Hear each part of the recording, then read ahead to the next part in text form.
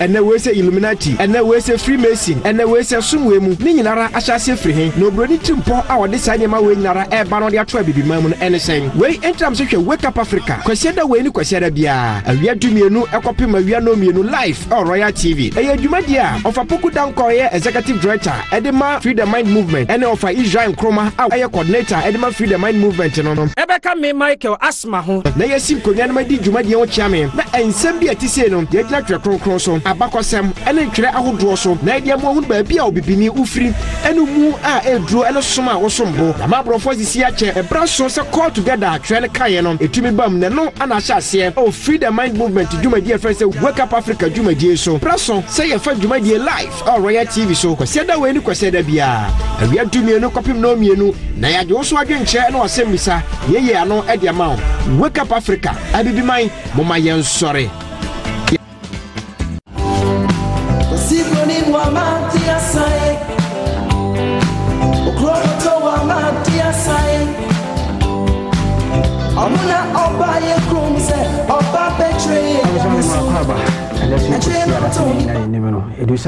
na menewo ya krado se eba ebeti Wake Up Africa enkomodie senior tie no bia no ebre no aso fra unia bi na unia bi so enfre no nua se dwumedie na edu kwesi de bia ebo dunie no pepepe na ahyase no edredu se menewo yebetena ase ne bedi nkomo na yehu de ekoso ewo wiase ubiso awhwe Out TV senior TV ano and that's on the 8th October 2023 ira busum the current calendar and a woman abusia menu na wotwe twem yedi nkomo bebre efa nyama ho na senior TV ano and that's ye bra betoaso na de wo ho na esisi hu obade akwan ne senior wiase we ekono empenifo mienu a maya krado se mebie kwan amaw na wahu senior ekoso wiase eye ofa ya pokuda kwa oye executive director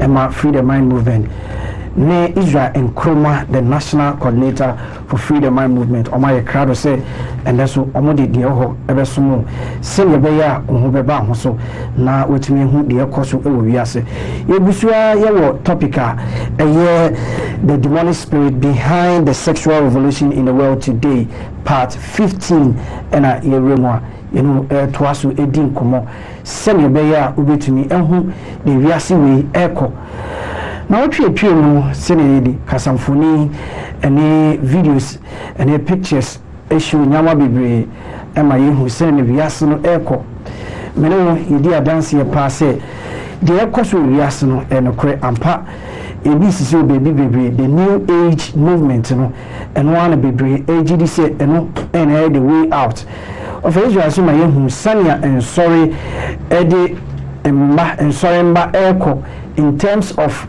ebimukra every grass eye and sign is answer eno na be ma mo kwan na omo hu obade akwan na se o meko heaven senia tie no yehu ndi obi nim so de buy the new versions sa version dey tune the new one yes answer tie eye sofu boachia se bi wawu eko and also say Pentecost nyame etwem nti e kire wo se aso bia won nyame nko eno na Israel e pese kire wo se yesun nyame ba akopɛ eye Israel yankopon obo ni wiase eye ya Yahowa nti dia nsori dia mo pa kire wa mutumu no omo dia grobi eno mudi osan so sisi se nyame son pan enye dia sofo betoka adem anase nsori ebe jeje ntobuwa bi edi amasofo no nko atoka adem na mmom yakase nyamsom pa unia obabuwa unia na unia so enya bebi agina ewa brabom ena enya nyamsom pa na odi asem to ho se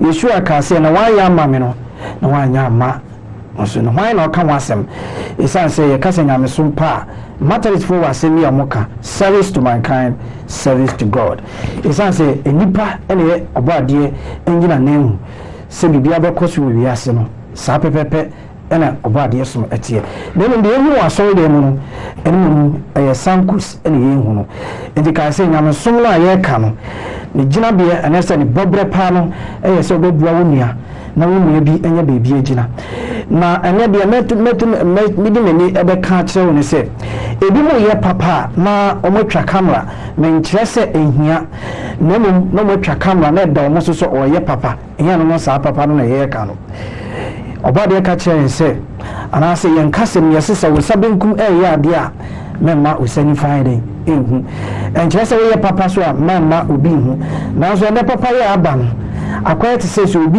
ya opese obi ehu so ye papa mesro o ye papa ye ne mfiri wakomam ye papa obade a hyew se ye se ne be ya unye bi ne ho aka adwam unye bi ho akere no ye ko so mu obi kro nya just 200 cedis 500 cedis ade establish no ho na so sorry ebi de bra se so mu disika dia ene ensem bi e wo bible mu a ebebo nipa no hu bia no omogege na so se so mbo bo nipa no ene nipa no so nya bebi agina no enya no na ye hu on sorry mu te bo hwa ehia ne ahokere adokru nipa bebre e wo mo asitinim enti nya me so mpa no eno na ma church obisia yebusu a ye kasa no obetimi adwani social media handle Wake Up African GH o Facebook saso na Wake Up African GH o YouTube ofata ira wase o edwuma pa o ye eni edwuma sono a o ye endem se me share obo na instrument mi end so fa cheme na oba maso ayeshi kakra saso na wuli ndo so ko se me fro me ntimi amfro fa cheme na edwuma sono amunya mu ye ebia ye branches bebre e Ghana branches ye wo de bebre eno ana se mabubo na me na mabubo mu din na wetumi afro mu na wetumi adwani freedom mind movement ye de ye se ye stand ama obade se na be ya nipa bebre be hu no kre enti na me na wo ye gina se be ka no kre nti se du sambre ya eno kre ka eni akokuduro eni di mi gina e ka no kre e so ye branches ni bi e wo boase e ko boase a ye wo brother Dominic ono no da no wetumi afro no 0242 543893 e wo boase saso e command kisimu a ya brother penny da no ye fe no baba wetumi afro baba e wo 0543 981964 saso na yekotakwa etuk ha yekotakwa yo yembara penny yefane dada obetumi afre 0244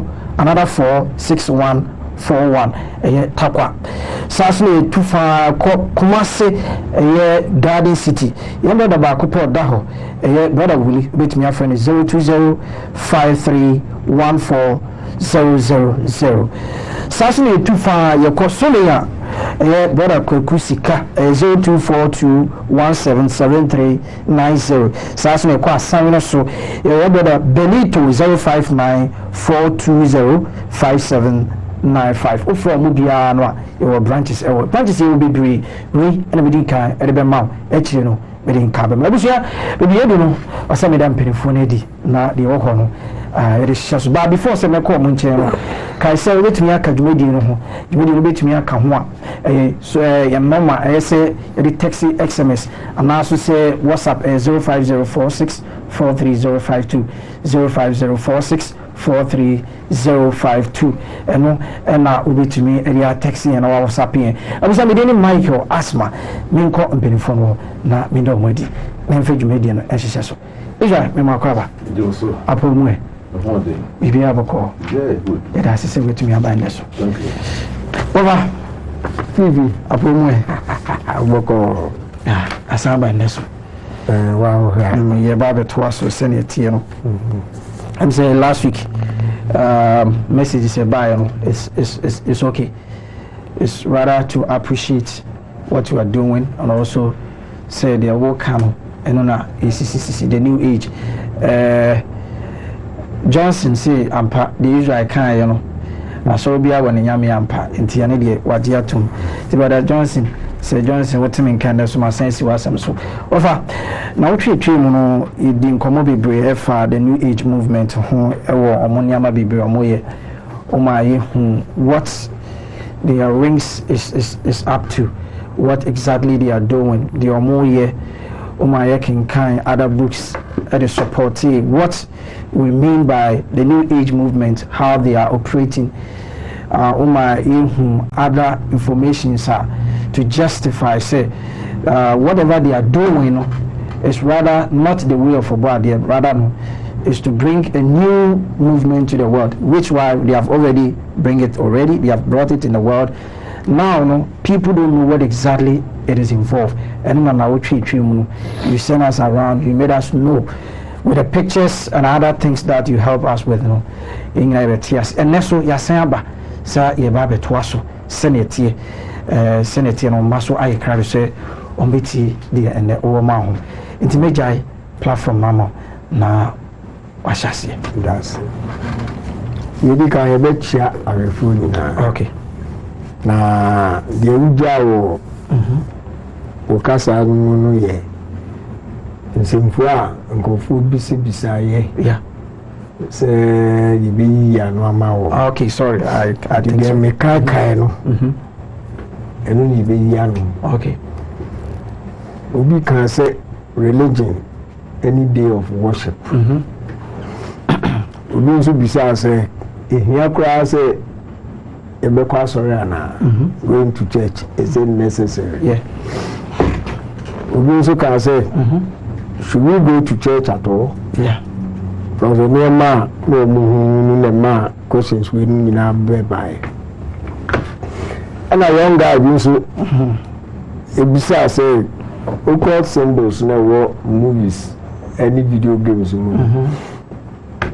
omo mranti eno sane ma we no body video money nti ofoso ohun say ene se bia wo mo kwa akosua na mo won de ohun di video omo nti te ya na say ana obi so bi say bon samuel say ogba de ebo no na me ho ofe nti de na afi wa benya me ben ne ho ne manema nti ofoso ana obi so say for many money send your kasa right to say bon some ogba de no bo no ono ne ba betintam right to say ahobua bi koso a de entokwa bi ba wiase ono person hu say ana obi so bi say are we equal in church and people say can message no o say the baba say can o say we equal in church and glass one mechanic say yes because no yes so doubt to ho a e boni na no nti no bezu hu na yesu say kwa ko bona senior mu no kan say janka be ya kampan man crew way empare menene ma nti wa e boni ana ye be bia no okay. Baby can I have to say don't sound the D any move by because you hand and maybe a honey man and dear mom can say don't sound a honey D free until you come bon somewhere a negative spirit a nipa or yet be physical who so me. Meaning a negative spirit in opposition to ya. Then biano, maybe I may say, or bad yes, say, you also the alpha, or no, maybe no. The Milan writes a force of evil, hatred for ya, wickedness, war, death, and never bonibania, and manifesting in the actions and deeds of men. The Bensano, and also a negative spirit in Tino. That we are no, Nipan of Shisha. Sanya, the thoughts, no, any beliefs, no, a big one per Menupa Adana Diwo. In Susuye, any Nanamu Tube. And no. At now, Casa Bensam, you be my cross over the Neko Bensam, Diagro. Yeah. Was me biasa. Okay. Into the manifestation, a baby, it could be you, could be me, could be Ubia. As long as say a negative thought, a negative opposition, any back when you're done again. Okay. And the original Hama Sam. Now, in the late 18th century, going into the 19th century, and a European artist. When we started say when they give human form to Bonsam. Honor artists not starting here. Okay. So in the European fairy tales, European art forms, only who Bonsam said were a semblance of Edipa or Abebe Utubia. Okay. And the nine I to say Uganda. And I say Abua hoofs the nine and you crack pitchfork. When imager you did that 2 years. Until later on in the movies Europeans in the image and the buy to be a focus on it. Say, we know who we put here, open the day, many a time we are not a black, you know, first picture. Okay, yeah. First picture, no picture me here. Evil artistic image of Satan, and in the first picture, it can evil artistic image of Satan, and in the first image. Okay. And to tell you, where the Abbasin to know who we are. Oh, Bonsam say not here. And at times also, we are sharing red title, second image. Okay, your second image here, another evil artistic image of Satan, and also another one. Say, crowd of fetus my na yes. In the way, and a bar ya, a man you who until the red title, and Tadena shadow. And a deputy and maybe we are deputy hell. So Jack, we got blue no social we say fireproof. So they only to me and a shadow and no they call and no they back. And he images way, money like the battle and I between you too. Okay. No matter who say you can't do summer, I will habit you maybe. Now say so and let me say or you're in a position, or your spirit in a position to yarn. Then he must say, say to me, now you're giving well, we need or my side from your money. I also say a cost scripture. We are called shade your you giving the phone. Isaiah 14. One kind of okay. Homework for them. Okay. Isaiah 14. 12 to 14. Okay. Okay. But subsequently, no, we done a very homework. OTP now so okay. About 14. Okay. 12 to 14. Isaiah 14, 12 to 14. Isaiah chapter 14, verse 12 to 14. How are you falling? How have you fallen? How have you fallen from heaven, O Lucifer, son of the morning? How have you cut down to the ground? Who did weaken the nation? For you have said in your heart, I will ascend into heaven. I will exert my throne above the stars of God. I will sit also upon the mount of the congregation in the farthest side of the north. 14. I will ascend above the highest of the cloud. I will be like the most high. And the news you when or cry I don't know the Bible when I can say oh come so me person me yet is so bad here. Person me cost require to so how can you fear be and until say no cry and this is say na me susu anything a kwan be so and we say obefa obesa niam 2 Corinthians chapter 11 okay oh meditate na eduma 2 Corinthians chapter 11 verses 14 and 15. Okay. The name about Satan transforming himself into an angel of light. Okay. Or bad high buffalo. Into a castle of Mrs. Sanono. We will yield the benefit, we will try to do a left. Now we preach work in the crown house. I mean, we do Kusa or Muda. hell ejaru so no obatumi nyina to atwene and you take on a new personality, a new form. Into new form no you take no ena obabe no ho so ye oba de han bofo nti abido obeka oba de ensem so ya wontimi detective who say you can't throw nti no ye ni susu ya o kan say obabe because of pressure yes say oba de no you know say something for me creative bibia you be so me e ho no de religion e buy. Say, I'm coming to create and conceal myself in religion. So we are a go for a best me. Ma me so making me a creative confusion and I said divisions in the midst of the people. The religion was institutionalized by him. And also I can say freedom of religion.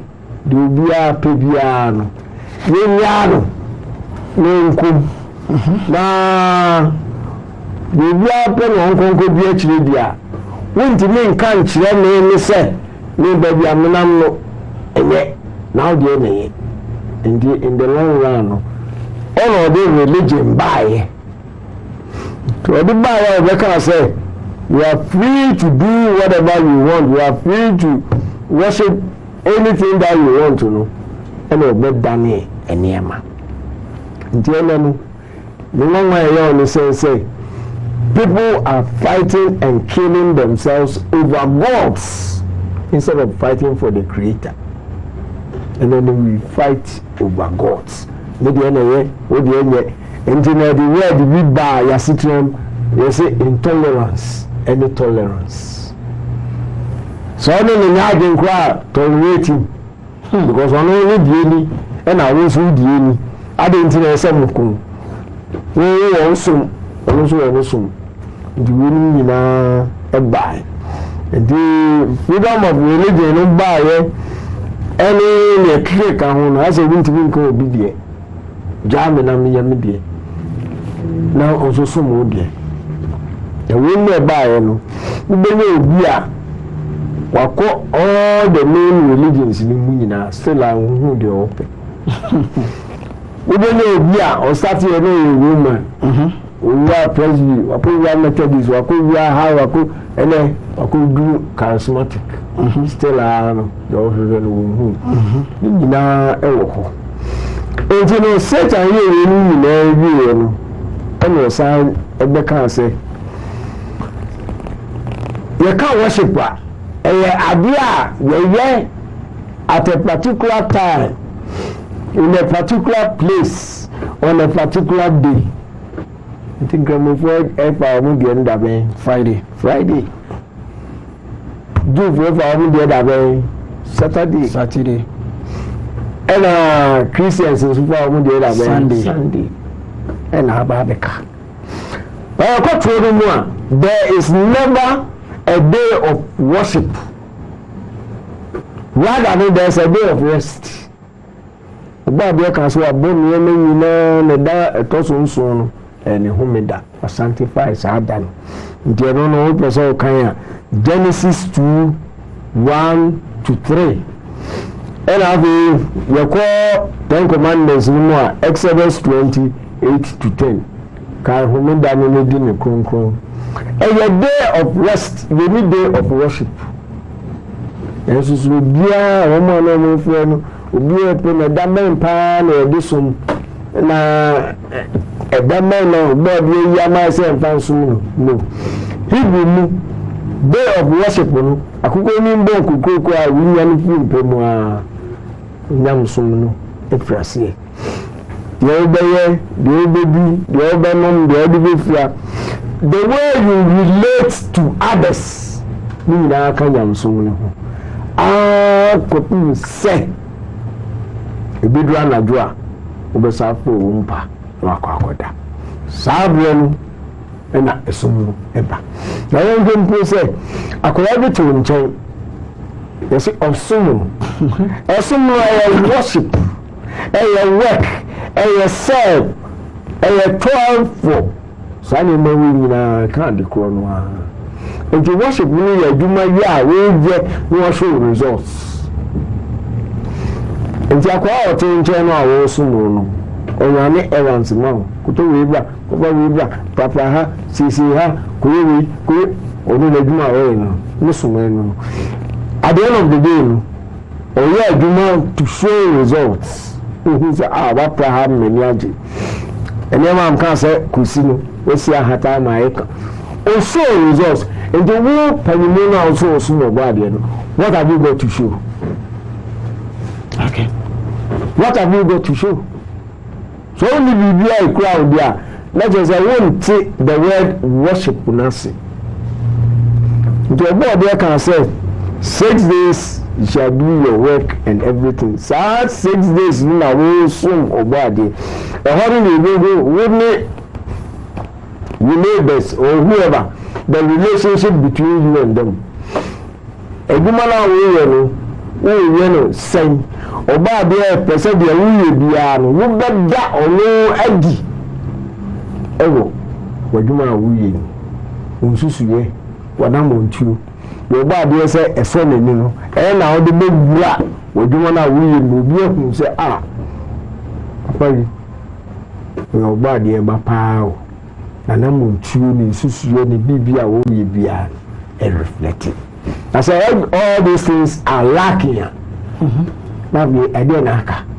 If you bury now 6 days, then the 7th day you now will take rest. And that one we see as a day of worship, a day of rest. You stay away from all these manner of activities. And so remember, within limited time, it is a blessing. Also starting continuous lifestyle. Yeah, day of worship we are more can. Because I also quite sorry. What shall I saw them on and the whole day? Okay. Just a couple of hours. I cost 3 hours. Do you know about the babbage? And then I also with this one. 103 hours for 21 hours. Yes, I mean, and then I can say, Nida. Now, what do you call consumer? I'm the man 3 hours, what for 21 hours? 21 hours, you know, good in Seku, Ukokan, and 7 Yamabia, and Fata. And so say, that is your day of worship. What do you mean now? Won't you see? And the old man, the big Google, hold more, the big kind. Questions not bear me to say, religion and day of worship. You who send your religion by. And there's nothing like day of worship, a day of rest. And so there's anybody all kinds of creative vehicle, send your main control over the people. Because I have been out with us all day now, now been a media. And nobody even an number. Although it got nothing to do with you. Or some the table, Waka to himself.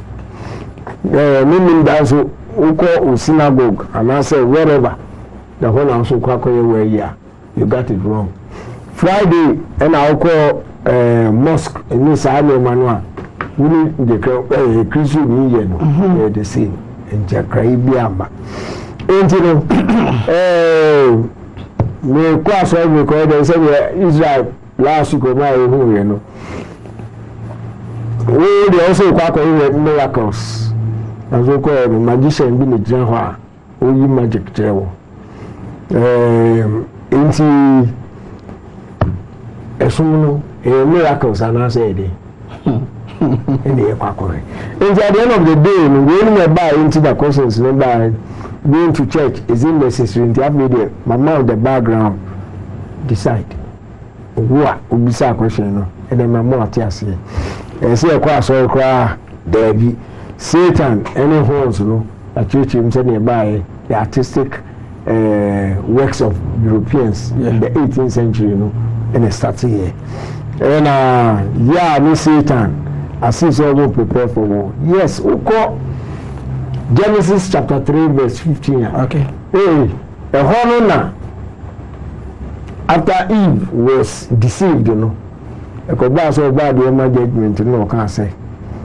The man will need the event, you know. serpent no wo betia ne tiri so na ono so obedbo ne ntini again the started the struggle between right and wrong the buy nti eno entokona ba international arena eno na ejiji mu ba bia ba bedu bembenso a koziara bi a wohu nene Israel TV so a adwuma obo abia pese ne say yempa entro ene nada ho ntro asase so nti ba ye saade na mi be wie ne mako abrantie no so bia so no ene ka kire ewo Isaiah 45 verse 7 the eternity of Yah Israel and I say the creator no a good and evil the eternity of Yah and I say the creator no a good and evil two meaning we ha and we ha and say I was a mature Isaiah 45:7 and a compa say any patrias no yahwe asemu no oba de ka bibi a kire o say man has become like one of us knowing good and evil bayan kai man kai na knowing what is good and knowing what is evil no no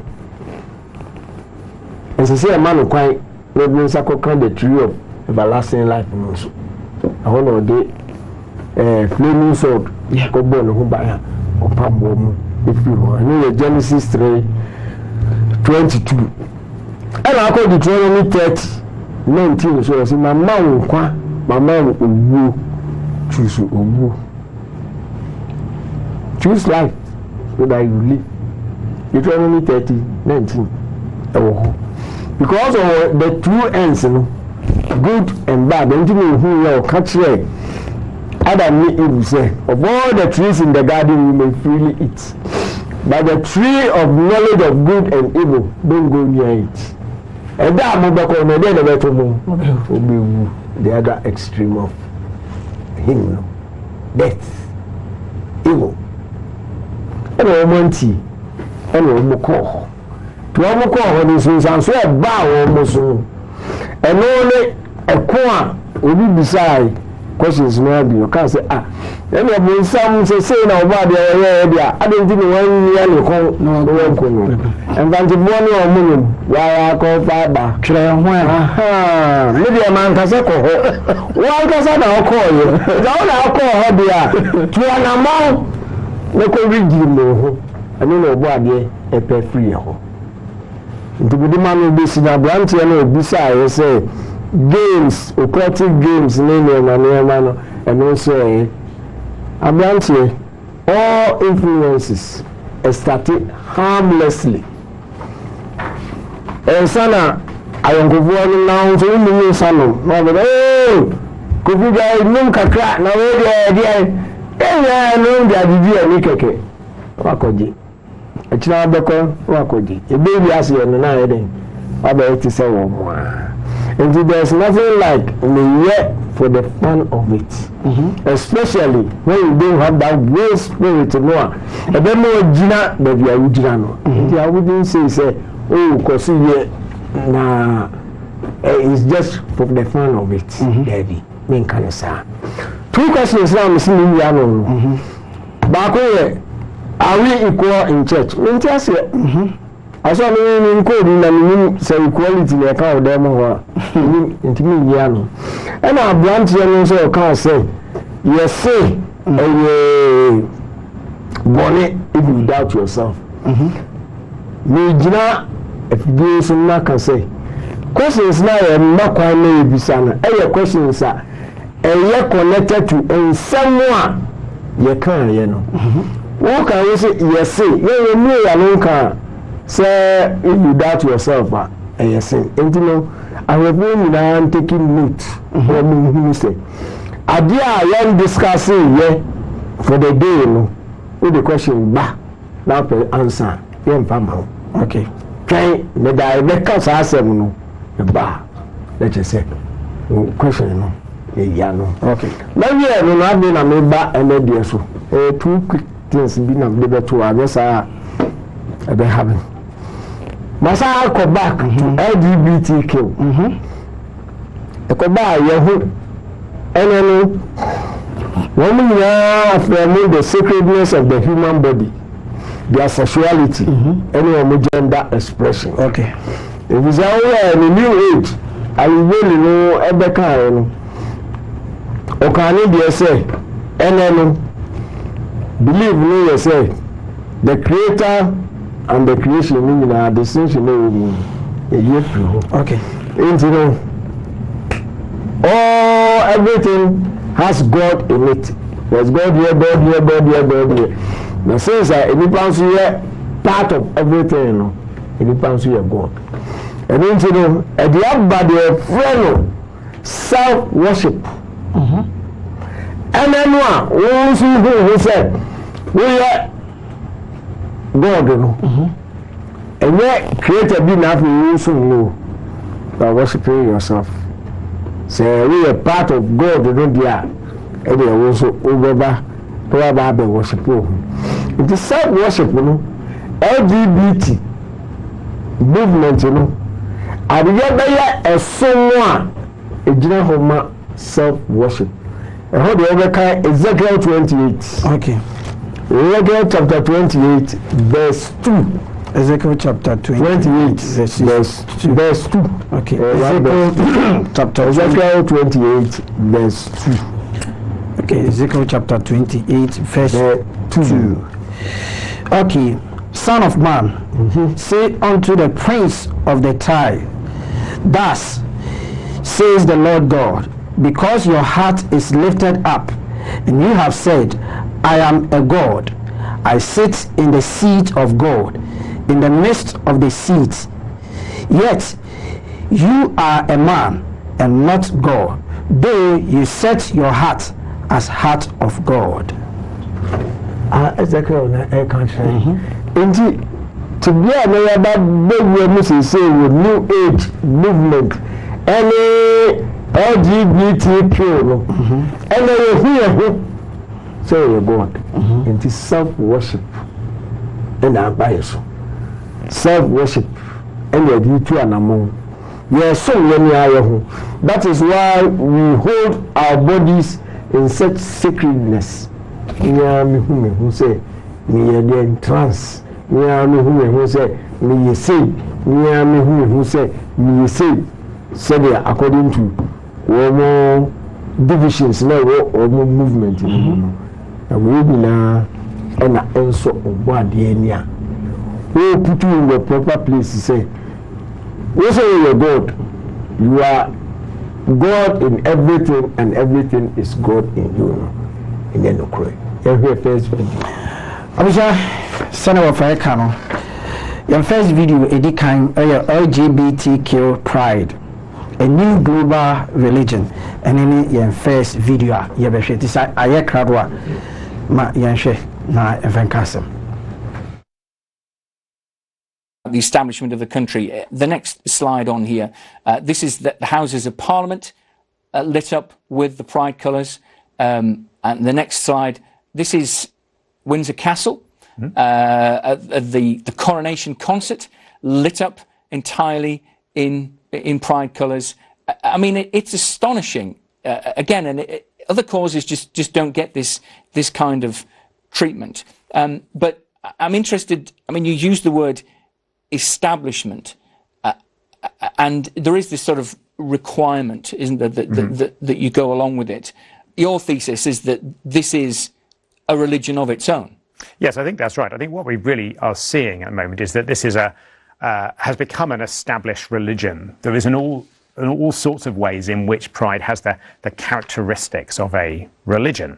It has its own religious rituals. It has its own religious processions. See here, aerial shot of a pride march, which now happen in basically every town in the country, and very similar, I think, to what you would have seen in medieval times with saints' processions through the streets. It's become something which has its own liturgical calendar. Lots of people have noticed that of course, in the past, when Christianity was dominant, then the Christian calendar just defined where you were in the year, and that's now been replaced with this another annual calendar, but which has 1 month of the year blocked out entirely as Pride Month, and another whole month which is for the history of the movement, and so lots of those kind of ways. It's occupying the space in the way that people think and feel, which religions occupy in other parts of the world and other times in history.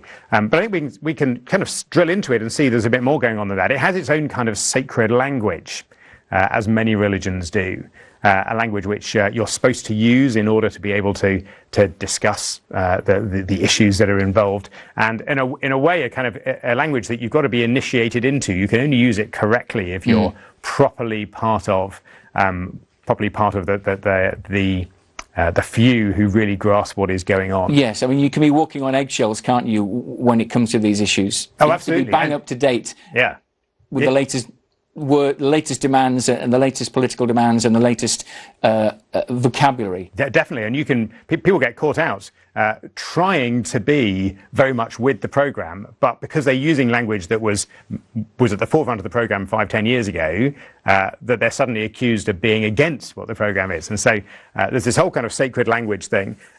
It's a movement that has its own dogmas, its own doctrines that you are required to believe. It has very strong teachings about the nature of humanity, about the way that society should be, and what makes a true human being. Those things are highly dogmatic. And then it has this very strong moral code of its own, which is, of course, very, very closely connected to that we must all conform to. And one of the things that you and I have spoken about a fair bit before, Simon, is we're on the verge of seeing a kind of blasphemy law for Pride in the form of what is being presented to the country as being about preventing so-called conversion therapy. But when you drill into what is being asked for by campaigners, what they really want is a law that criminalizes anyone who speaks against this way of thinking, this way of understanding humanity, the morality associated with Pride. It is a kind of blasphemy law. So in all of those ways, it's actually a very religious movement. What would you say to those who say, no, it's a purely secular idea? And of course, that is exactly what it thinks of itself. This is secular. It's got nothing to do with religion, because religion is about opinions, whereas Pride is about truth. It's about something absolute. I've often seen people say things like, you can choose your religion, but you cannot choose your sexuality. And so this isn't a religious thing at all. Now, it seems to me that those statements are all things that actually demonstrate quite how definitely it is a religion. It is of the nature of religion, or indeed the definition of religion is to believe that it is ultimate truth. Yes, I mean, people use it to define their entire lives. It is a matter of identity. People say, this is the real me. Yes, absolutely they do. And I think that phrase that you've just used there helps us, I think, to say, in what way is this a religion? Like, it doesn't talk about God very much. Some of them do, but generally. So in what way is this a religion? And I think the answer to that is to say, no, it really is a religion, but it is a religion that worships a different deity to the things we normally think of as religions: Christianity, Islam, Hinduism. And the deity that it worships is the self, and the freedom of the self. So the title of my book is Identity and the Worship of Self. And that really is what it's all about. It's about saying that who I am, and particularly what I desire to do, is the thing that must be served. And for that reason, it's about something much wider than just a small group of people who are a minority in society, even though it presents itself as that. So I think we've got a tweet from Boris Johnson. Maybe we could have a look at that. This is really interesting. This is Boris Johnson when he was still campaigning to become Prime Minister. But a photo that he put out of him at a London Pride March, and wearing his pink Stetson hat. And this is fascinating because, of course, Boris Johnson doesn't identify himself as gay. Indeed, he's very publicly and well known as that's not the case at all. So why is he interested in it, and why him and many other politicians want to be part of this? And partly because politicians always want to jump on a bandwagon, so we know that. So so it's partly that, but I think it goes deeper than that, in that the Pride movement is not about fundamentally just one small section of society. It's about a universal belief that everyone must be free to indulge their own sexual desires and other kinds of desires they find in their hearts. And of course, that is something which suits people of all sorts. Yes, I mean, follow your heart. Is one of the great mantras of the age, as Disney often reminds us. Yeah, absolutely. And therefore, so the Pride movement, if you like, and particularly the sort of the marches and all the things that happen tend to happen in June each year, are they kind of have a sort of sacramental significance, if I can dare to use some Christian terminology, and kind of say it's a little bit like that. That here is one thing that in itself is quite a small area of life, but it encapsulates something at the heart of what secularism is really about, which is about indulging the desires of the individual and saying that the self is king, the self is God, and by serving myself, that is how I will find fulfillment and happiness. It's only when I'm being what I have decided or I feel that I really want to be, and when I throw off all other constraints around me, so I can indulge myself sexually as much as I want to, and I can redesign my body to be what I feel I want it to be. It's only when I do that, and anything that might stop me doing that is taken away, that's when I can be truly happy and truly fulfilled. And that's a profoundly religious way of thinking. Tofa na mama wati asie kasamfoni a yehwe ne tofa bono na kire se nipa bebre na wo wi ase a omo ankasa na esum omo ho na ye linkin ko LGBTQ+ a pride no a bebre na fi se so far as I'm by myself, I see myself to be God no, and as me who say mesumi yankopon no. The attorney said, Miss Me to me, I, there's a semia, Ebema, Miss Me Hoodie, allegiant to myself. Until the SSO and say, Nipper will bring or more assassin. So, Esan said, they have given them that kind of worldly message, say, almost Yankopon as a microcosm, Nana said, the micro. They feel like almost on their soon into Russia LGBT. If you say something me and me per se, me hear me home to say, now because our level way, now because our extent way, it's say, I see myself as a me, enemy, me as me and me. Now, in church, you know, you can say, I say LGBT and send ya, ye can. Everyone say, I can't want to say, all the person we involve Nipa Bebre a room. Now, Boris Johnson, former UK Prime Minister, and yes, Oyebi, or maybe a position here or the one said I could domo, Senabe or pre-debrinti, Senabe, to be sure, or my room, I will be brain, maybe. Now, as I said, debrinti or more printy, boys or Masada, and the more air for reform. It's over sure, the Papano Church, you say, a way out, or more expanded, Senabe, or make me so many people involved. So they are look like this is a new religion or more creatia. It is real for everybody to join because Nipana no more yes and I say and Kofukuno more yes as of a kind they see themselves that they are also God into almost soon or one castle order to be of a king's work and correct and any public breeze son or mocha statement of Muputino Okon so more Okon Miamia also miss me a young coupon. Miss Messun and Hosana Messitia, Miss Mashisham and Mara, Mashisham and saying that here, that is a new religion that is forming. Of America says, or body, or fat religion, Amma. Namasun, what you send it here. In the ocean, of course, we are seeing the Papa HH1 and one of my bonnet offer at the amount. Over. No, Michael, that's young. third picture. You call your third picture. So your third picture no a signs of the times. Signs of the time. Na any say everybody. Okay. Any say first no na LGBT for parade. We almost say mask e wo manim say na our identity. Yenti Enti say ya ho you know so no. Bia say mask. Say ya wo hu nanim. Na what we do say say we need. Ben ene die tumi kese bi aba betare machi. Into the fourth picture no the fourth picture no 2017 Jerusalem Pride Parade 2017 ene no won ko won nim da ho bia no wa odi nanim asie na wo person kire say we ko odi nanim siesie adenti na ene no akwa and the World Economic Forum, class room. I'm sorry for the Okanamon fan to Suma Omohuye. 2017 Jerusalem Parade, Pride Parade. You know, the batch of Fatosuna, I should phone in to me, Shady Papano, Eka, Esra, of Fatosma. Ain't you? The Alban say, no.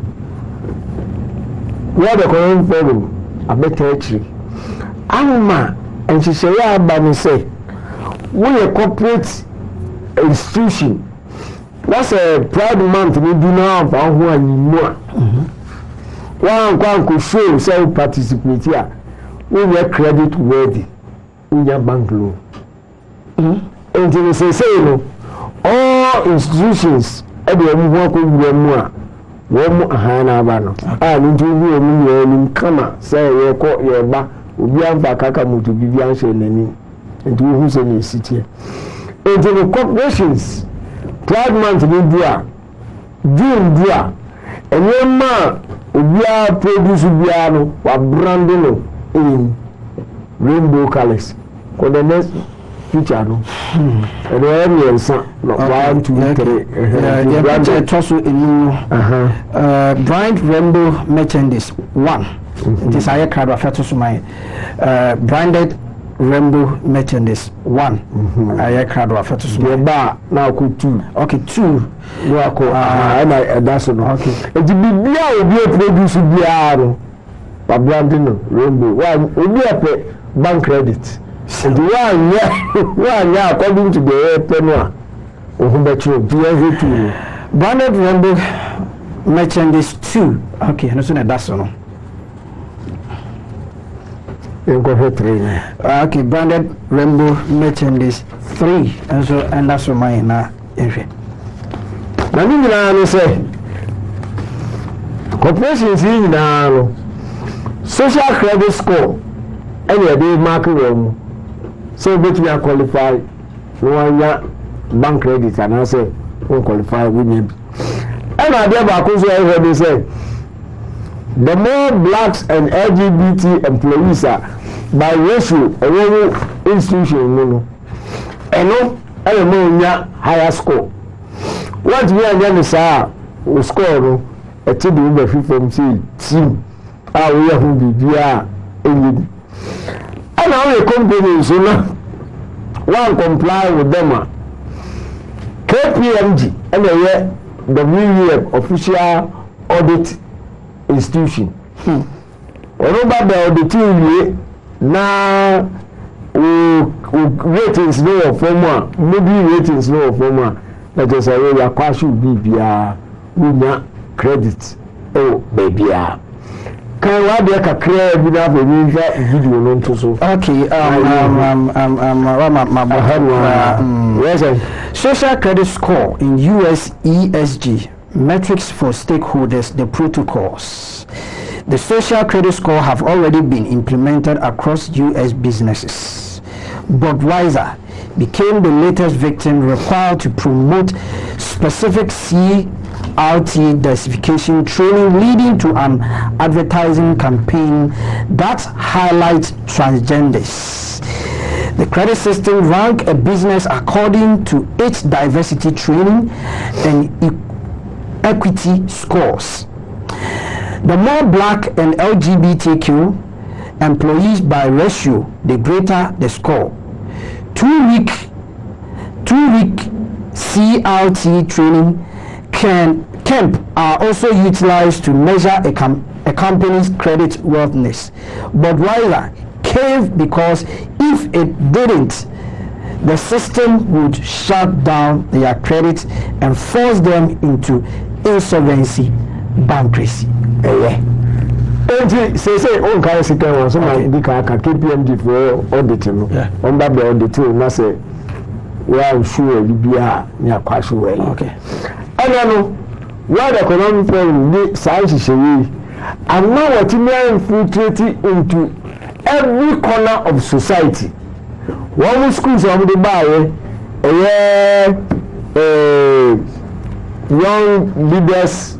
Why in your mind did by any I bet what am I almost the corporations, media, NGOs, even the iron of politics when you control presidents and prime ministers, ambassadors, and in your name. I mean to know, and I know LGBT, Yama Ghana, we are yet to pass our law, saying pet Sadia Moha. Now the entire America, so over the extent of World Economic Forum influence, now apart from the Abaya America, because the sanctions are too so, Muslim to India, they are hotel Kasiapa and Beba. The president who's a Ghana for, they are ready to stand by Abaya. Say, and Kobasa Parliament is a young to prepare your home for sanctions. But the companies, new corporations are the economic forum didn't start to almost. You hear a second video now. Okay, your second video you have share for and the outstretched octopus arm of the World Economic Forum. And the second video you have share to say I crowd man share na 1971 plays out a modern-day version of the Protocols of Zion. For more than half a century, every detail of Agenda 21 and 2030 was executed at the exact right moment. Everything was planned meticulously. If there's one thing the cabal mastered, is patience. More than 50 years of planning, of getting the useless eaters prepared, ready, even willing to become the perfect cyborg slaves. As the WEF carefully played out its cabal game, moving pawns to and fro, its goals remained the same as always. World dominance, a new world order, depopulation of the masses, and the utter submission of the remaining useless eaters. In order to achieve these goals, every part of society had to be infiltrated by WEF-trained operatives throughout the world. Training programs were set up over 30 years ago to select potential operatives, to educate and shape them, turning them into eager puppets who were subsequently placed in key positions around the world. We penetrate the cabinets. Call it penetration, call it infiltration. Let's be honest, it's brilliant. If you wanted your wicked plans to be accepted and executed on a global scale, don't you think the fastest, most efficient way would be to infiltrate every aspect of society? To put your puppets everywhere? Remember the 1489 Constantinople letter from part 2 of the sequel? This was the advice of the Cabal's top Nazi to his Ashkenazi fellow men. Make your sons merchants so they can despoil the Christians of their goods. Make them doctors and apothecaries so they can take away Christian lives. Make them canons and clerics so they can destroy Christian churches. And make them advocates and lawyers so they can mix themselves up with the affairs of state. This way you will dominate the world. Infiltration, infiltration, infiltration. They did it back then, and they're still doing it now. This time, they started with the Global Leaders of Tomorrow, a one-year program that started in 1992 and lasted until 2003. And then, in 2004, a four-year program was set up, the Young Global Leaders. In 2011, the Global Shapers community was set up to select and groom people younger than 30. So, what's the level of infiltration we're talking about? The cabal used its World Economic Forum to penetrate everything, every part of society, worldwide. We are talking Protocols of Zion 2.0. Let me show you what we mean. And please realize that every business we're about to show you sent its highly placed representatives to follow one of the WEF's training programs. CEOs, director of this, director of that. Meaning each and every business and aspect of society has been programmed to execute the WEF's demands. Please let that sink in while you watch the following. The WEF has successfully and thoroughly infiltrated the financial world,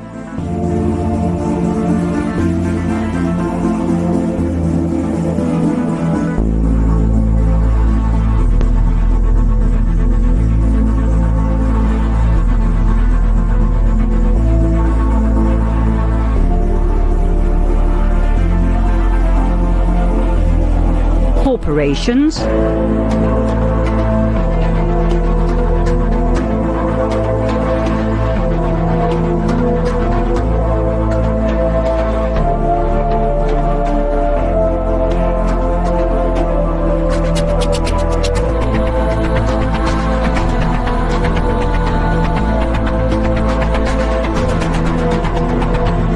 NGOs,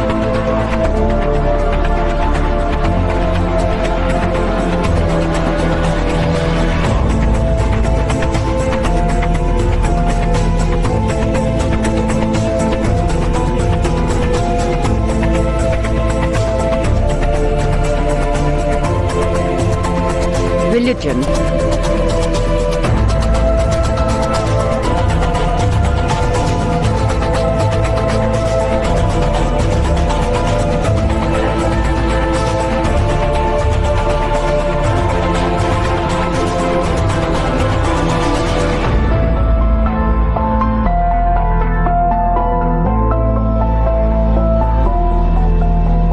the media,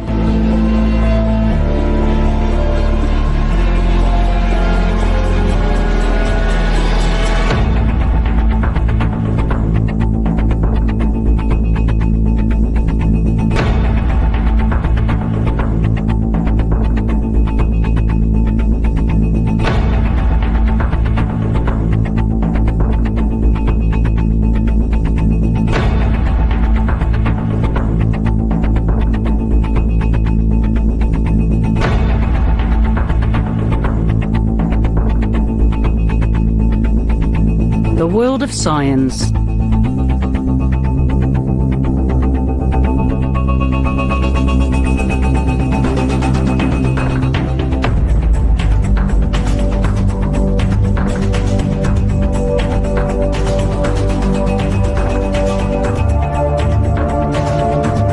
Hollywood and Bollywood,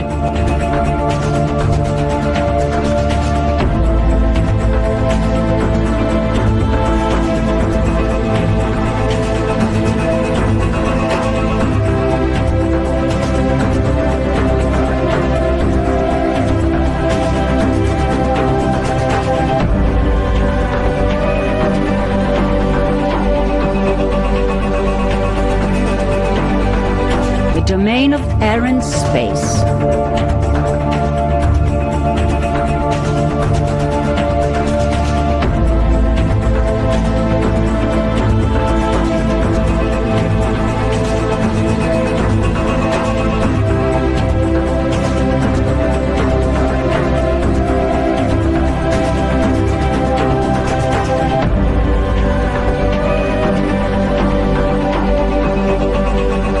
royal families,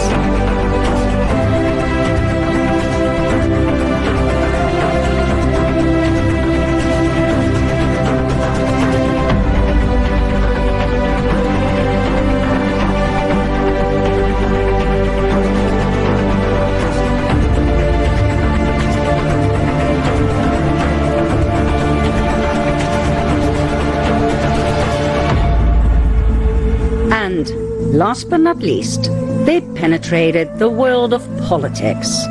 Think prime ministers, presidents and advisors to the president, ministers, ambassadors, members of Congress and Parliament, senators and mayors.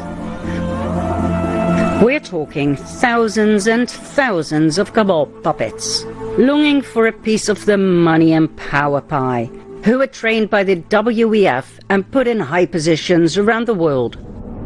Big influencers who decide the direction and content of your life.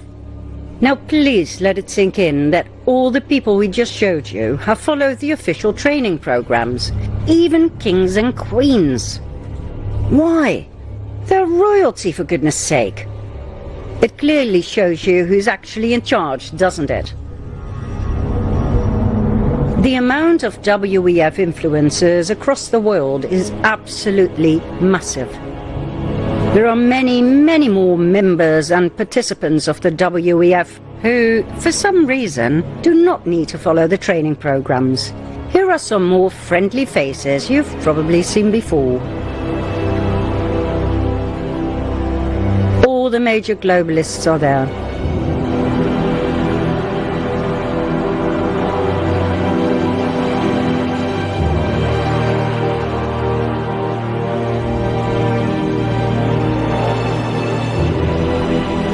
That's right.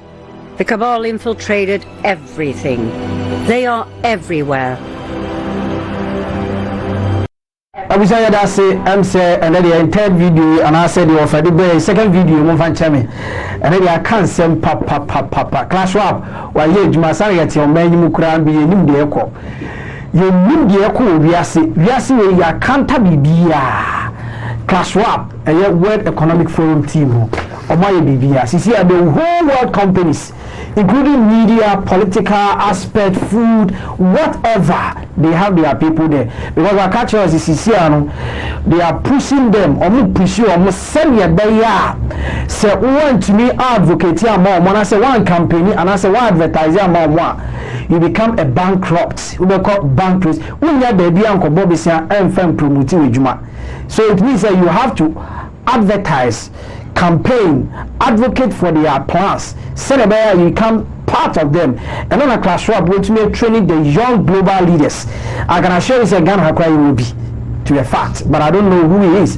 But the only thing that I can tell you, say, we are sitting on the time bomb, because what I'm telling you right now, and I said the companies are showing majority of all the companies are in Ghana.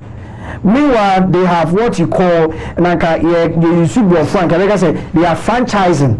They are franchising using the same company taste and preference or policies in operation in Ghana. And on the CCR, what they coming from, or more implement here, air cost, CCR, even control politicians, president, ministry, whatever, mayors. So it tells you, sir, there's nothing that these people have left for us. Whatever they are doing, is to destroy us, is to throw us away, is to put us in a corner. We have no say. Entina most you can say a baby maybe a come so beba is say LGBT sheni tumpe kai say iya may read chapter in the Bible says say nyaji tumpe asase ye bia so no ba krampo yentimi nya bi cry nyama po fifiri so nya di. So imagine all this. Now say ShopRite, other places, other things are. I need those places now. You can see so many things that is happening. Even from the youth, the way I must see dressing. Accra Mall, for instance, the way youth change you or way out in dressing. Things that they do is all form of advocates telling the people and then Bema no opinion so no kasa bi no church brother ejumano omaye. I can't say you creating awareness. Now the questions I am be saying say she say bad dano. Your bad dano when they are bringing it and we are talking about it and we are telling the people, letting them know this is the agenda that is coming, this is what is coming up. They will know say we and people they are aware, so let's change our style. And then and a bit me abua ama menewo yet to me and make it a way out of whatever we are saying. now no whatever it is no so product ni nyina product be aba system no enche bia no their logos and their stuff, the rainbow colors is going to be on it. And let's give a small time. We're going to see everything. The AK, you don't really know. Into clash up a year juma to the extent he says, he has pushed us into a tight corner. This is the world that we are living today. It's not about Jesus Christ. It's about how to know the evil. And to now catch Ephesians chapter 6 verse 12. I don't know the he's talking about power and principalities. So our principalities in the class powers on the class and when and say for the work and then I said the other child and then about the crop is that is your armor and then what catch them the same who's on corner. That's what you are going to use to fight them in Ephesians chapter 6 verse 12. So whoever read to you say today I've revealed it to you so that you have to be careful about how these people operate. Then it lasts all mine or that twice. That's it. Let us expect more next week. Yes. If I do know, you better some small commercial break. You know, yeah, before say the corner, my main far we and tuga. You branches in Bino, you branches in Ebino, you bet tuga. Now feel the old one, I had a twasso. Takwari, your sister Linda, 055-140006. Sasso, you cook with T Regina, brother Sylvester, 0241558136. Sasso, you call Fantina, Kumasi, your Nana Adu, 0242923241. Sasso Eko Enchi, your Nana Eji, and 0246980162. Sasso Eko Bekwai, your Doctor in Quakia, 0243734847. I'm saying you're running out now. Yatua in Jubilee because Albert Nakamera and Anna Mabama and Tima Yan Twas with Senior City. But you know, I found with me the messages Abba, Koswa Fabra, Koswana, Fau Bibi Abra, is answer and Mwasam, and I have been making what I say. Dear Wafaya come, Mekwabu Pisa. Aha, Abum Pisa, because small view kakra me share, you know. I don't know who say I have a whole lot of work to do. We all have a whole lot of work to do to expose the lies that these people are bringing into the world. Into Freedom Mind Movement members, we have a greater work to do. Wake Up Africa is our duty. We need to awake the Africans people so that so that they can have the armor, the akotemno to fight these people in future or today as we talk. Abusa Koswa streaming live in social media handle, Koswa streaming live Facebook and I say YouTube and I say other platforms I created TikTok, Twitter, Honano, Wake Up Africa, cheat Koswana Twatwaso. Now for messages by 050-4643-052 050-4643-052. Baby, you know, AFA Koswa Jagum messages no Manembra Bibri. Baby, you call Mr. Israel in Chain, the originality, the man of the West, and no only in chain. Last week on my yesterday, on my own nipa on my ways in sign, on my own Obi Miles Hembia Orca, on my own Sembia Okos we are say a software than restless or tam or cobranilla not to console or bad year sin or shalom no what to like now compensation on few obey on Finia Quack fan away. Absia, you run in Uncle Israel. Israel. Okay. Aquaba. You. Yeah.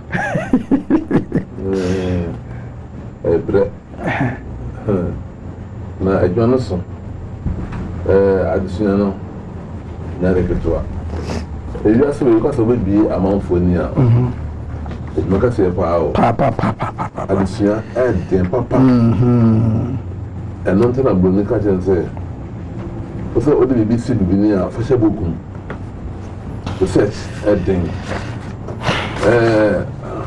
wise man you say see ano o dey ko the battery and we are say every year no the family no dey for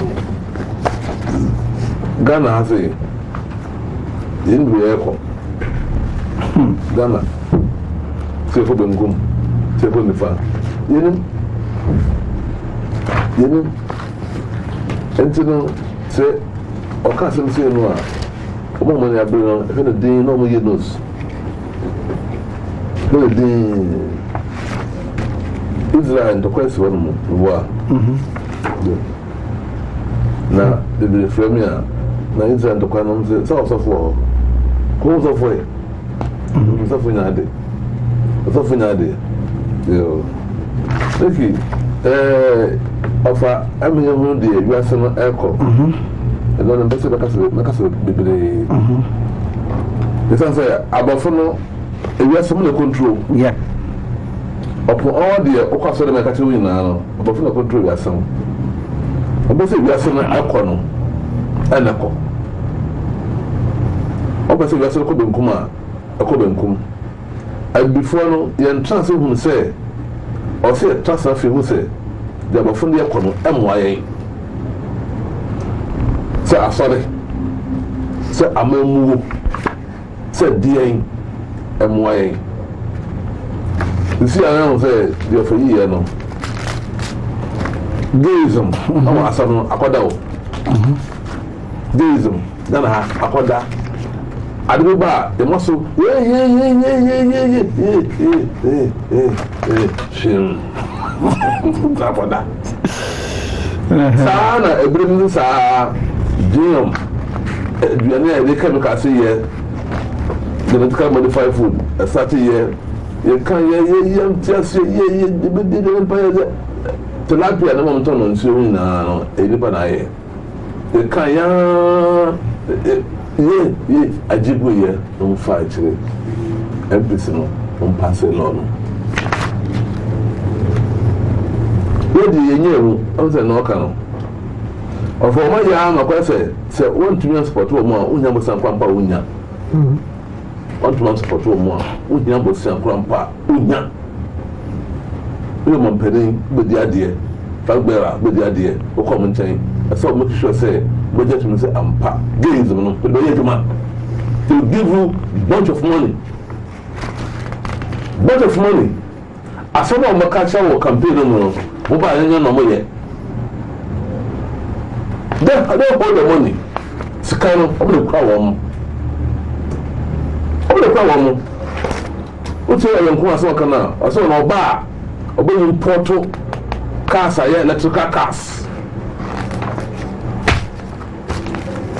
ɔmo na da wɔn bibiri ntumi hu sɛ yɛkɔfo no ɛdadaeɛ no akyɛ ɔsɛ tumi di yɛn ho yɛni gbɔn bɛyɛ biara no na ɛdi akyire ɛsɛ dan no nyɛ ɔnam baayɛ ne yɛ bi gyina asɔre so afɔ waka no political issues bɛsɛ amanfoɔ hu sɛ kasa nyamusom a bɛsɛ abɔ Ghanafoɔ ɛpɔ mu bio nyamusom no a amanfoɔ hu no nnɛ no ɛne nyamusom sɛ yɛfrɛ maame bi Makida the Bible na man didi sɛ Makida Bible no bɔ ebi odi hene no fɛ no Queen of Sheba ne boa sana obi Bible no ɔkenkan no sana ɔkan yɛ maame no yɛsɛ ɔkɔsɛ King Solomon na buku no ɛwɔ hɔ mamfa ma maame no duu of Ethiopia ha ya oduu Jerusalem no na Satan no ɔmo kɔ asɔre memenda ɔmo hyia memenda na ɔmo de wura hyia de hɔ nom no na wɔhwɛ ehiafoɔ a ɔmo gu ɛkwan ho a Hebrefoɔ no ɛkyɛ wɔn adeɛ ɔmo de gye ntoboa ɛde bu ehiafoɔ mmuborɔfoɔ na ho sɛ ɛna na me kurom no me mamu no musom adeɛ bi a ɛnkɔ so makɛ nyamusom ɛyɛ kurufasa o ɛsakere bi tie mi yie nyamusom no nyɛ magic nyamusom ɛnyɛ kurufasa magic sei no nyamusom no ɛyɛ ɔbɛtie nkopɔn asɛm ase na wɔde ɛwɔmɛte to your own neighbor ɛntina olden days no yɛwɔ kurase a that's a hot Robert Equanasia. Only a fool, only Bibia or the train home. Who call food more, oh, bad, no trouble, dear. No, that blend, the boy, sir. Obi na obokudo mo abafo a opuna mo a o trebi na kwa command. Service to mankind, service to God. Thank you. Open bra papa no so na fu be yi e no ba no beba no mo ja na hwe. Sana ye tuna in the community for service to mankind. Nyangopo ye hunu da o. Onyame ye hunu da. Nyangopo no ene wo ene me. Until don't sin against me. The what's the name of me? I said, the poor, when I said, not a command. That's all I know. Bonia. Yeah, Bible, no. They're going to say. They're going to say. Proverbs. Saying 28. Proverbs chapter 28. Yeah. Okay. Obiani wiasia oya adoya ebe ehia na da. Adoya ehia na da. Proverbs chapter 28, but you're reading from 1 now. Okay, Proverbs chapter 28, you're reading from verse 1. No, verse 27. Verse 27, yeah. Sorry. Okay, I say, he that gives unto the poor shall not lack. What it? The odema is the no. The odema no. But he that hide his eyes shall have many a curse. Obia utimo odeme. Or this millions of dollars every day. No man for Breno. You bad do no. No me joy. That be the Bible. Yes, me too also. Yeah. When the wicked arise, men hide themselves, but when they perish, the righteous increase. Okay, I'm so simple. It's a can be. It is so be a shame. That's all the near could I saw them one more. And the honor on the group of some and the honor walk. A son said, we do not that's house on the buyer. Or the by son, but the agony. No controlling. And to all corner. And what day I am here to me, I don't know, none of them swear or more yet. If you are soon there, they're not episode one month, and then I'm so lucky. Yeah, opinion. A bit further say, we do not need them. We don't mind yes, sir. Hey, you know. Now I say about since oh yeah, not my prove wrong. Because you never saw for prove wrong. Area opinion. Osako yi passport. Oh, the shoe. And will be say, oh my visa. That's what you know. That's about and then they're done chance of what to me for. Okay. I will say, I don't know your bar. With a Bama. Okay. Because I'm not will say, there was someone. A idea, I was saying, who say, service to mankind, service to God. More than an amount of scapa. Among ye at the ya among four whom, which you call hospital, or doctor. I had for some going on to tria or more sicker. No chilling now, my woman. Oh, it's like a seal of opening. More call Atlanta. A mamma will go on Missika, Mamukum, you are mono. No choking now, my woman. A woman call SOS, and Colana, I'm only none of Munijano.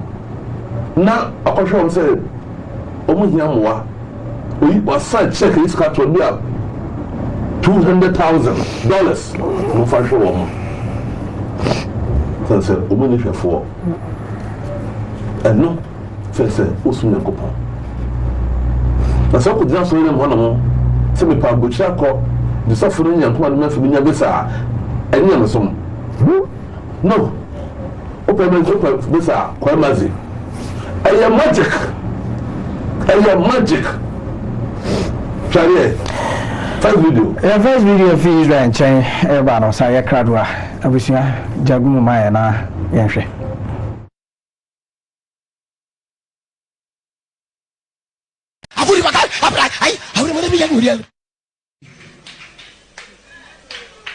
Remove the shoe. Remove the shoe. You shoe no wrong, pa one shoe no wrong. Take your passport. Take your passport. Take your passport.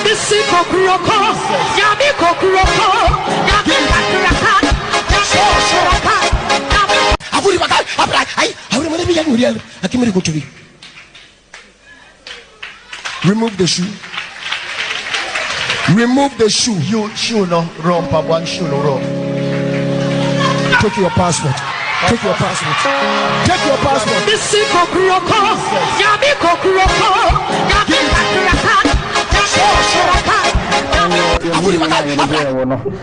Senior Casa ne ka media minto me. Israel na betimi akasa ni. This way. Onwa say onwa. This particular end time no. Akonfo. And you who almost a suit. No made to me. I have been some to me. Abedina a damn. Some would display the coupon to me. Until Emma and then the Parabano. You who say, we are going to assume for. Bruni, I feel like Bruni. All my African, who I will say, or could you say about Africa, goes off for that. But we have an idea, we have an idea who say, I am small. I am magic. Yeah. I saw the blue animal. Suffering from the wolf. That's a wound to the car and from Manon to the wolf into all core heaven. Not so Manon, a panachow or core heaven. I saw Manon, a panachow. Now, I go food, yes, I will try heaven. Yeah, so as it's a video tossing me in one fee Israel chain and Yadeba. It is a crowd. I was in Jagumu Maya Yeshe and fantastic.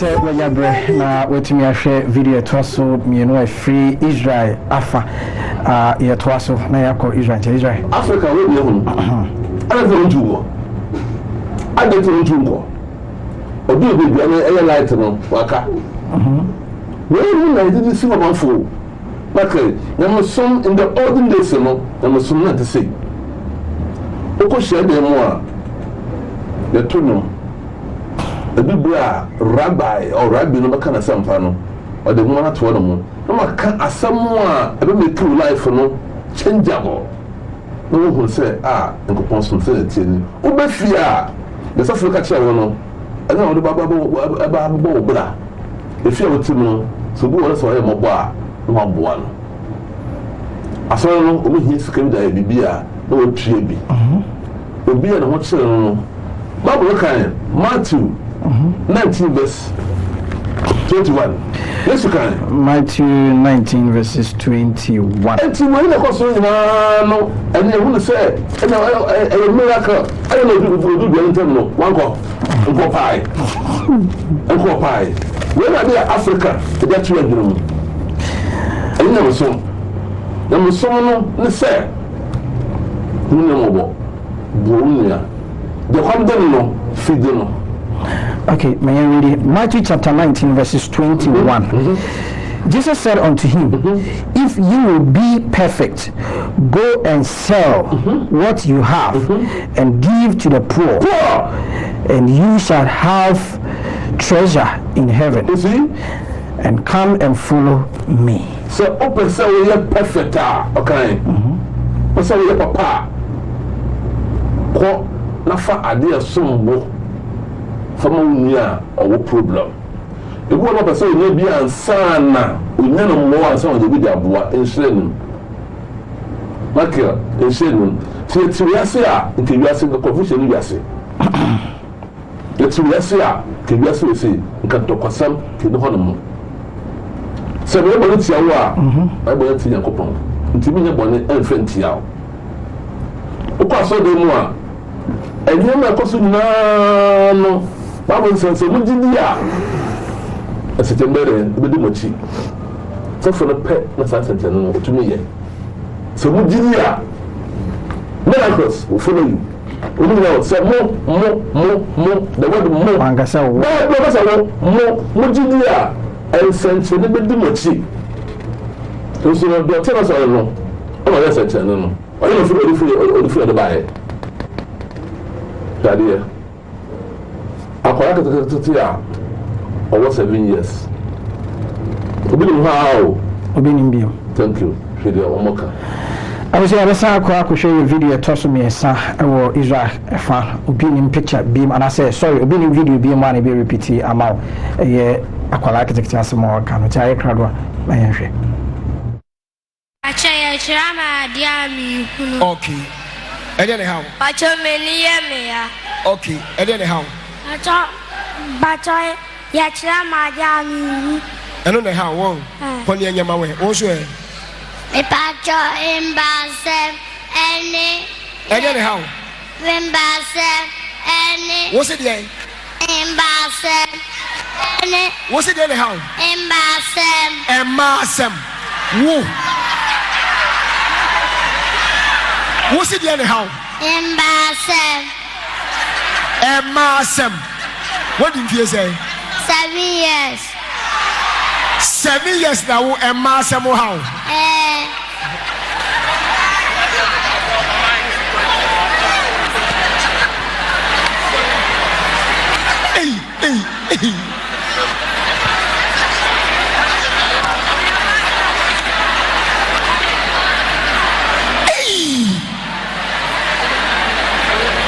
What's it then how? Embassam. Who do my dear friend Embassam? Sir, and I will say, na mi humba na mi fele.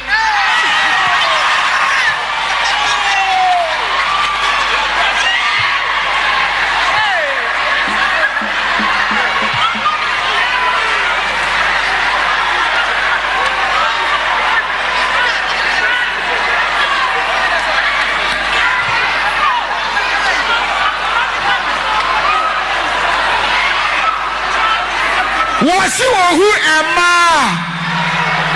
No feeling. Who am I? So who guess ya? Who man feeling? I was saying that I said what me I share video a twasso a year me sa sending a Israel can or they can't some I'm sorry can asem or the mama what you see you bet twasso send a city and until you best I could Israel chain and the owner they my Israel. Okay, the cost across 7 years no who man no feeling. Na said them one the in the olden days there was some that say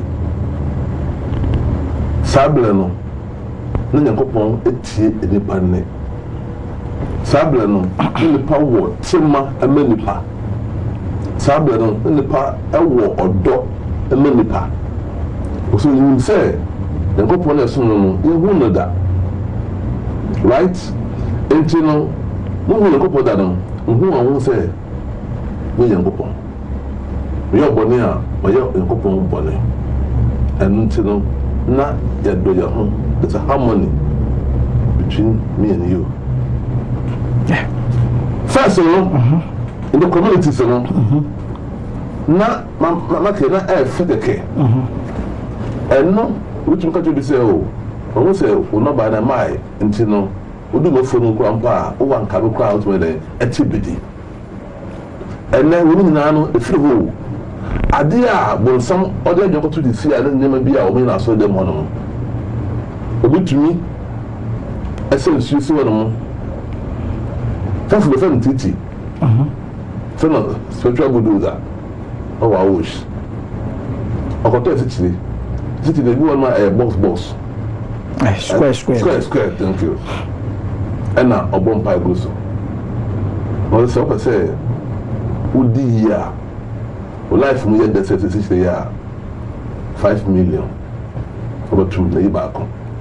The Nepal from so low to a sense, I'm not full Dimnica. And now, since you one boss no, Obi no number 17 million. The son said, Ababaya Bona, my dear man, and said, I won't go in here, sir. When said, life for no.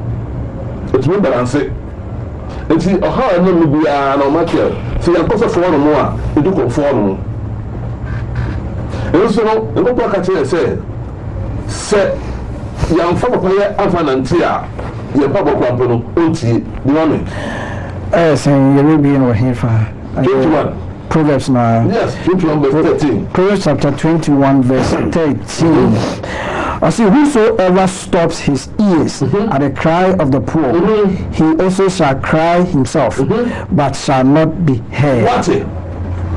Onipa, Oblofo Bono. Onipa, Okokom Dubia, Omwano, Onipa, the Timo Dele, one of Wafono, the Pabo Crampono, Yentie. Simple. Yentie the Bible. And you know, and the Cassette, now so no, I never wear no costume. Then the costume. Hey, I won't come with Grandpa. At time, we call them war, men call them war. Number 7, what I say, the costume in the crown, now. Autumn oil. And I did no smart shaman, and never done for me. They're quiet. Somebody 500. A chapa. The marker, a new pass salai. Oh, my J number. Look up the fee. Other is there, all your room. The number says, who will be Mahuna Maka. Now, we say, okay, a new pie mobile. Some say, and no, no, do man against him, if you get some, no. Not to film good one of them. Oh. God. And that's a good friend, I don't know. Oh, my brother, dear power down on no. I said, oh, before I'm a bow. Now, Okulua. What's Sansanano? No, I did. As I have here, that's all Comayamo. So Comayamo. And I don't know. The people with the train here, with my dress and the grandpa. Now, any pie more before. They more pop. Where no market? When I said, I don't know what to do. As I'm a chairman for say, and then I pursue Nano, Kenya. Where am I going from the Gribedea? What is near that? Gribedea. Yeah. Mano, so who left in us with your bar, a Honaoba, Kenya, the camp. Some of them DNA, when you're my popular. We'll be near. And then I will go now, a cool phone. Na boni no ada na wanyam kokuru ko wo bibiri so a bibiri no bada bla wo hwe kokuru ko e bla DNA e ba ya no ma fa hwe ngofo ma ma fa hwe ngofo ma na mo tse no ni se de ya odem o hwe o se pam na tidishwa o so de ye. When I young say, a Yankopon sum Yankomade, and Saint-Denis, Visa, when you show me at the amount. Now, I saw for them, a bull say. Bible no anka no sao. Bible no say do nua. So ho. Do nua. Memma nua mfa awreho efa kom konkoda. Me ko kanashi. Ife awoshi ko kanashi. Sata amna me ko. Me hide nti ko ko twene fi waka. Discover no na no so. To far cat free awoshi bisikanashi no. Na who madam for be old friend and all the crew. Say in the house we not so life no never tell sir. And I'm not afraid na akafa 5 cities no the man no na me dey mafoka na me koy. Market. Me koy na when me for ko nko na me twene ka we me ba no. Du ka resi be me no no be me du fi na time ko. Nti me ko di plan ko. Na ko tro ba. O to bi na. We bi o fa be o dey be ko si no. Akwana man 5 cities no na ato abetie. Ana nkodo mere nkuruma edaso. Say, hey, I said, hey, Babu, magazine day, Kwabu, Abamo, and your one the whole day. Of our robbery. Hey! No, you, the son has said, what part of the tear? Treasuries. What book what so? What's the truth is no, I don't know the secret of whatever. For the robbery, it's really more die, no, and I'm the synonym. So, Frank home. No ko de foforo no me yiska 20 Ghana the man no fa don't me dey afa e be bre papa o see the whole day and ka o tun the day 500 man no 5 Ghana no and then receive this am pay no o me be here we no mo jam wa no we no say insa etene awo mo go so obi here na bi ada o nya bi mpo da do a konka kokore we no yesu ka say ye hu mo bo o ndu do mo bo a the purpose by the be hu mo bo no face the nyam sum ya matanga na say maka manyini amanfo a no mo dia adoye no mo ya adoye be sinna ehia mo da ni akasofo enno ya ma amochentino obi ya ba ekwa be suru se bi nsika kwa no ebesa sika ho eba na ko so mo sika so a onye bi da cheye money is spirit so wunya maneko obe projects motoka obo bu hiafo obo asora okọ na ebi eba se onye sika so wo so so wo fanya no ya ebi hiam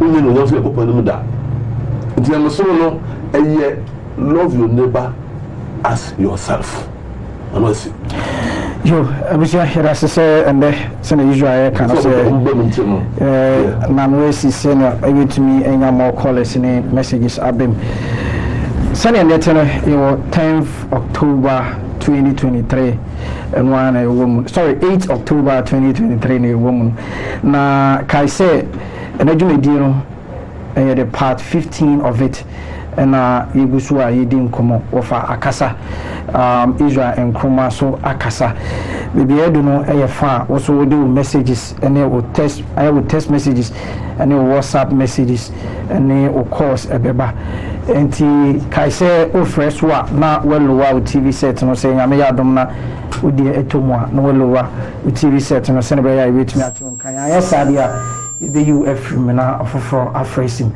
iti bibi edu no ya beka say me video messages amaw na ya toaso akoso de se ne be ya osu betumi abem na ya de normal no ebeto TV na se normal no 03029671114 and ona obefre na odia abem text messages line the offer into me and picking and me no and kasa I was saying yeah first call am patch of for what phrasing baby I free feeling with the wake up Africa Jumedi.